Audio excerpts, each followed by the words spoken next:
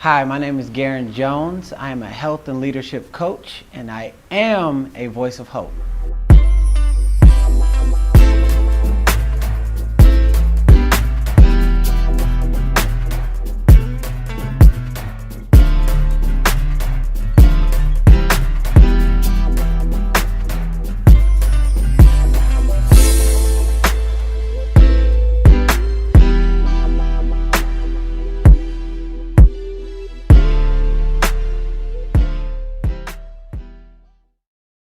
So when I was a little kid, my father, Tony Jones, he wasn't the best person to look up to. He was an alcoholic, drug dealer. He hit on my mom, was in and out of my life. Something in my heart always wanted him to be around. And even though he always broke every single promise, I was so happy when he came around. And he was super inconsistent. And there was a lot of things, but one thing I never forgot was anytime that I would try to do something in my life and my whole family would doubt me, if I would try to sing, if I would try to dance, anything that I would do. And they was like, oh, Garrain, you can't do this, you can't do that. My dad was the only person in my family that stuck up for me, and I never forgot that. So even after all the times he broke promises, one thing I carried with me today was no matter what, if I want to do something, it doesn't matter what anybody says, I'm going to do it. And, for me, now I try not to look at all the negative things and focus on what's right with things. And for a long time, I was old, poor, pity me. My dad was this. He was murdered when I was 12 years old. He was an alcoholic. He was a drug dealer. He was in and out of my life. And from that, I was inconsistent because the only thing that I ever saw when I was a little kid was inconsistency. Him coming in, him coming out, him being with my mom, him hitting on my mom. And that's something that a child should never go through.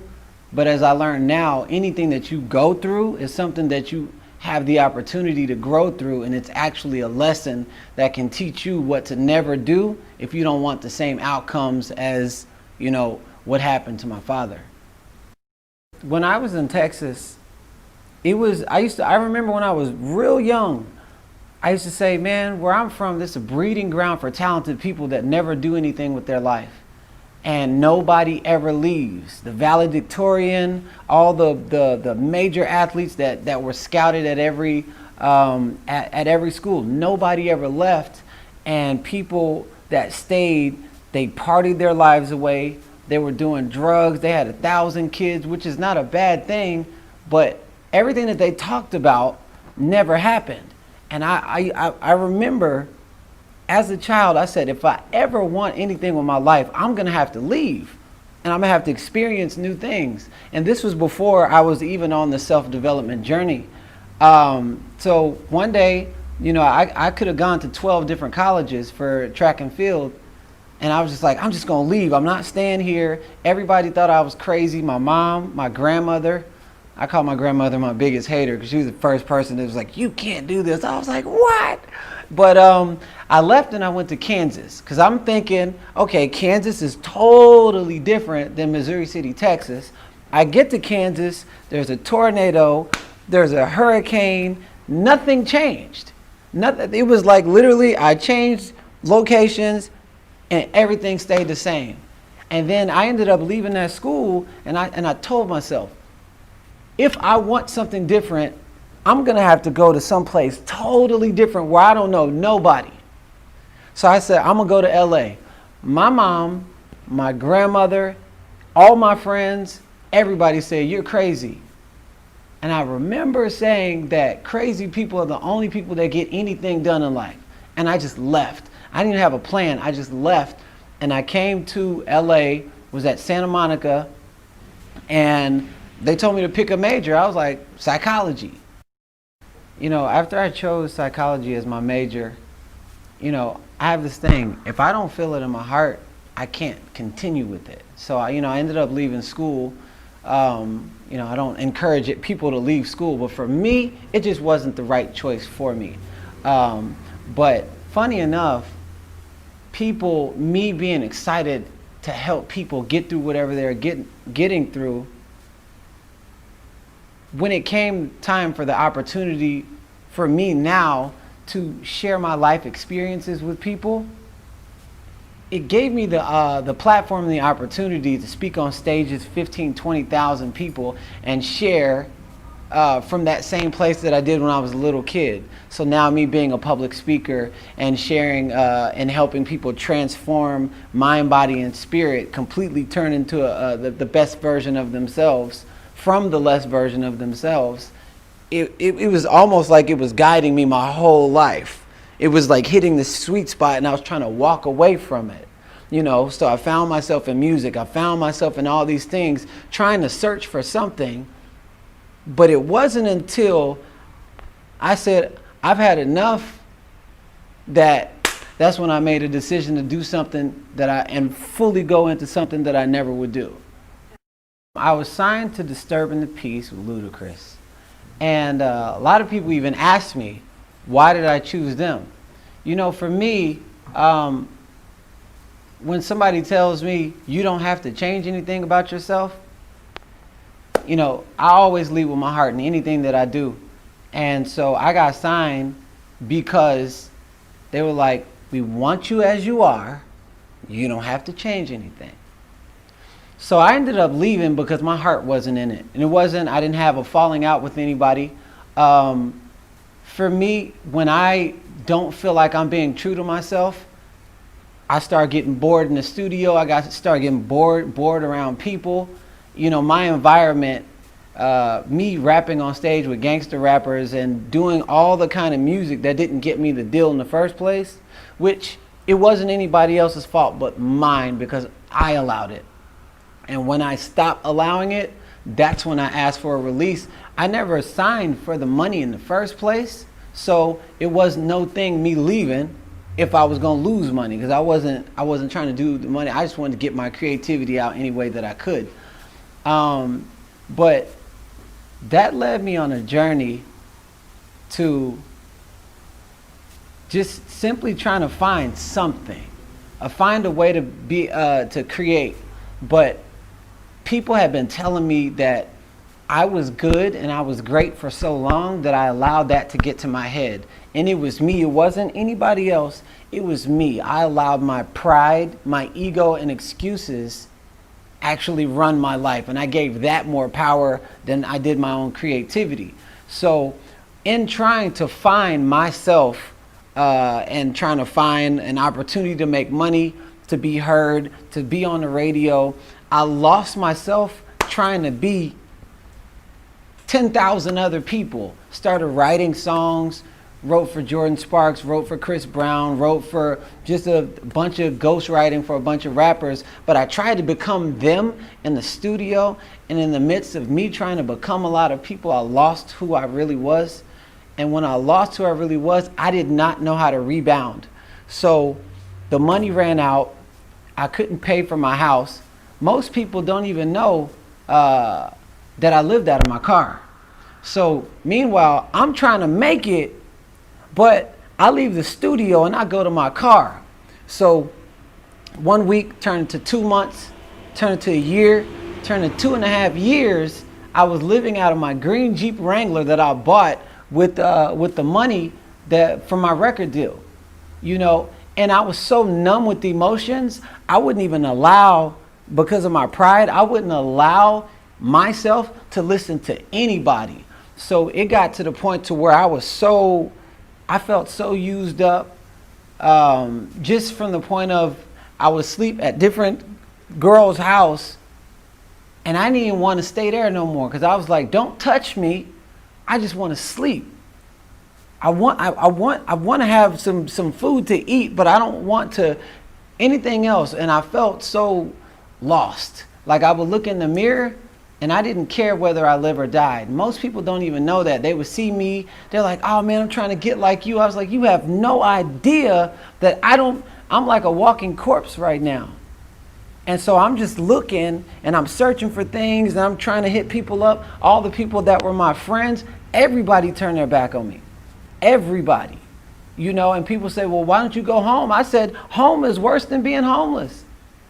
And plus I had my pride. They were like, why don't you contact your brother? I'm like, that's worse than being homeless too.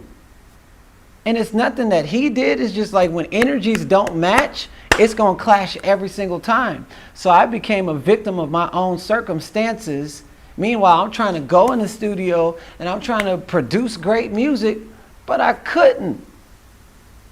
You got to put your heart into it. How can you put your heart when you don't even love yourself?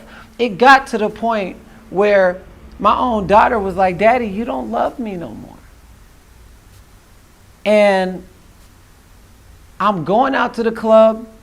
I'm talking to my my publisher. They were like, well, you have this with this person. It was like my mind could not catch up. And I was like, why does this keep happening to me? Why does this same thing keep happening? Why do I keep attracting these same circumstances? I'm on my way to go. I had like 1,000 parking tickets, and I'm fronting in the industry like I was really doing it. And meanwhile, I can't even take care of myself. I got 1,000 parking tickets, and one day somebody loaned me some money. I don't even know who it was. They were like, thank you for always being true to yourself. And somebody sent me like $1,400 in a PayPal. I still to this day don't know who it was. God bless you. So I went and take this money and I wanted to go pay off all my tickets. I'm driving right down the street. Right down the street. I'm a block away from the courthouse, and a police car pulls me over and tows my car, and I got 5 full bags of clothes, and I'm sitting at a vacant lot, and I'm like, is this what my life has come to? Talented, broke. I started putting on weight, and I didn't everybody in my family is plus size. My mom was 200 plus. My brother 325. Overweight overweight nieces. Everybody's overweight. But I would not allow myself to listen to nobody. Meanwhile, my mom was like, you should do something in health and fitness. My own girlfriend was like, you should do something in health and fitness. Random people, you should do something in health and fitness. And I wouldn't listen to nobody. I got to go to the studio. It was like this programmed robot. I got to go to the studio. I got to go to the studio. I got to go to the studio. I got to go to the studio. And at that point, I lost myself. Like, gone. Like, people would look at me and there was nothing. I would look in the mirror and I would see nothing. And I didn't care. If I get hit by a car, it does not matter. Nobody's going to miss Garrain Jones, Steph Jones. Where they at now? Where was they at? So I was looking. I'm like, these same people, they're saying, oh man, I love, like, you're so awesome. And then I just call them, not wanting anything. Nobody would return my call. And it was at that point, after 2.5 years, fronting, like everything was okay. Being at parties like I sold 1 million records. Oh, you're doing it. You're really doing it. And I got faked out by the blogs. I allowed myself to get faked out by the blogs because I didn't stay true to who Garrain Jones was, the person who I was born 1979, July 3rd. I left him. Completely left him. The turning point of all of that, because this was like spinning circle going nowhere. August 15th, 2011. I was in my Jeep on La Brea and Hollywood at the Mail and More post office. And I used to go there all the time because that was the one place that was the most consistent in my life since I was 18 years old. So I felt some kind of home there.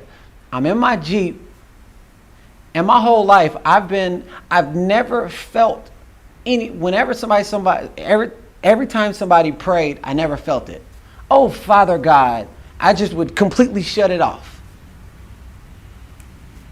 That night was the first night in my entire life I said the rawest prayer.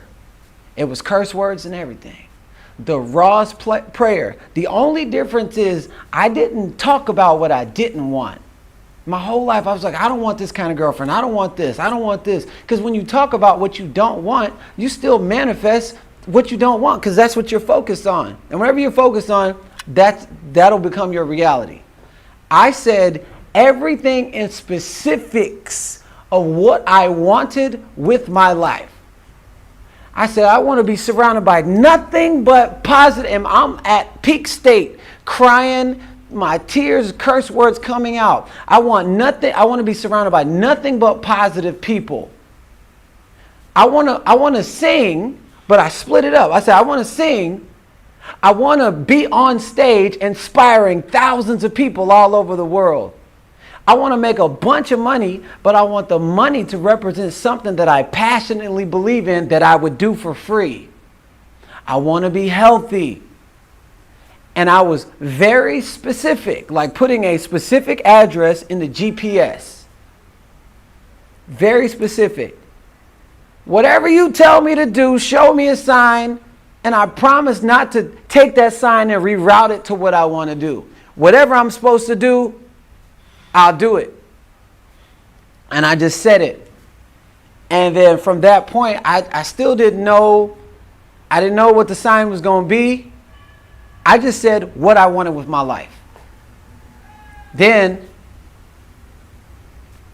I was at a gas station, right? So I took my last $2, and I think I was in like Torrance or something like that. $4.59 of gas.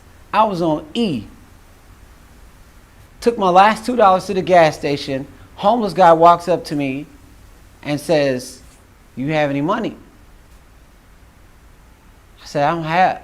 I said, "You got more money than me." And he looked at me. It was almost like he turned into another person. It was the weirdest thing. And he said, "Change your mindset, change your life. Change your mindset, change your life. Change your mindset, change your life." He said it like 25 times. And he just started, like, if you ever seen the movie Rain Man, and he starts walking away. Change your mindset, change your life. And from that point, I had never had words do something to me. Not like that. So it was like, it woke me up from my sleep. Like, change your mindset, change your life. From that day, anything that I did, that I said, I don't feel like doing this, or I don't want to do this, I kept hearing his voice. Change your mindset, change your life. So whatever I would not do, I did the opposite. I observed the masses and I did the opposite. I don't feel like doing this, so I got to do it. I don't like using bar soap, so I'm going to start using it. I don't want to take the escalator, so I'm going to take the stairs. And it was something little that I didn't know was training my brain to become a new person. Then my ex-girlfriend came down from Miami, and she was like, "Baby, let's go to the Santa Monica stairs." I'm like, "Why do you want to go to Santa Monica stairs? It's raining and it's traffic. It's going to take an hour and a half to get there. We're right next to Runyon Canyon. Why don't we go to Runyon Canyon?" She was like, "Because I want to go to Santa Monica stairs." I'm like, "Why do you want to do the hard thing when we can do the easy thing? This is more convenient. We're only a minute away. Why do you want to go?" And I was hella exaggerating. I was like, "Why do you want to go over the mountain and through the woods and go an hour and a half out of the way in the rain, in the traffic, just so you can go to some little Santa Monica stairs?" She was like, "Baby, please." And that voice came in again. Change your mindset, change your life. And I don't want to go. Okay, let's go. So from that point, we drove an hour and a half in traffic, in the rain, get to Santa Monica stairs. Next thing you know, I'm running, I'm doing my usual routine. I come up, I see some buff dude with tattoos that's like way more cut than me, because how I look now, I thought I looked like back then when I was 37 pounds heavier with no abs, and I was just letting myself go, not caring about who I saw in the mirror. But I thought I looked like that back then until I saw somebody who was like, dang. So my pride was crazy. We were talking about a girl, like, you know, in my head, just like very insecure. And this dude was so friendly. He was like, hey man, you ever been to a fit camp? And he was just super nice. And I'm like, this clown trying to talk to my girl, whatever. I'm saying all these different things in my head. And change your mindset, change your life. Change your mindset. He gave me a card. I was like, I ain't gonna call this clown. He tried to talk to my girl. Change your mindset, change your life. Grabbed the card. Ripped up the card. A week later, I go to the gas station, come back. The ripped up card, I don't know, maybe my girl took the card, but the card was under my seat. And I'm like, am I supposed to have this card? Change your mindset, change your life. I picked it up and I said, I do not want to call this clown. Change your mindset, change your life. And I called him. When I called him, he was super friendly. He invited me down to a workout with like 375 people on the beach. It was like the movie 300 meets Healthy Active Lifestyle. And everybody was friendly. And I was super skeptical because in my mind, friendly people in the movies, they're the ones that be the first to kill you in the next scene. So I was like, nah, this can't be real. It's fake. Right? These results aren't real. It's fake. Meanwhile, the people that I'm looking at in the before and after photos are right next to me. I'm like, oh, it's a scam. It's all this stuff. But they're talking about making a difference in the world. They're talking about goals and dreams and aspirations and bigging each other up. Stuff that I've never been, especially in this music industry, where people will look at you in your face. It's like, I'm so proud of you. Turn their back and then curse your whole life. And I know this for a fact. 99% goes down like that. But it was like so consistent how everybody was like, and even successful people wanted you to be successful, and they will give you all of the tools to be successful. So something happened in my brain because every day I was like, I don't want to do this. Change your mindset, change your life. Then I went to my first meeting and they were talking about leadership, personal development, the power of positive thinking, and all of these different things that started to connect the dots from when I was a little kid, why I was drawn to psychology, why I was drawn to help people, to give service in the first place. And I was like, oh, I like that, I like that, I like that, I like that, I like that, I like that. I love that. I love it, I love it, I love. Wait a second. This is what I prayed for. Wait, I'm around nothing but positive people. Wait, they're sending me to Brazil next week to speak on stage in front of 18,000 people. Just coming in and being around people that challenged my weaknesses, that encouraged my strengths, told me I was special, told me I mattered, told me I was important, things I've never heard in my life. I was around a bunch of thugs and drug dealers and stuff growing up. So you become a product of your environment. But now I'm surrounded by this environment that are living a healthy, active lifestyle. And it was much more than the products. They were just like, no, you need more. You need to do more. You need to give more, become more. Well, my mom looks at me and when she called me crying saying, thank you for saving my life. Now down 92 pounds. My brother down 125 pounds. All my friends ripped up. We get to make money together, travel together. So many different things that was tied to things that I've been looking for my whole life. You can't be happy if you're not healthy. Because how you feel affects your thoughts. Your thoughts affect your words affect your actions, and your actions affect the outcome. Recycle, rinse, and repeat, and share that with as many people as you can.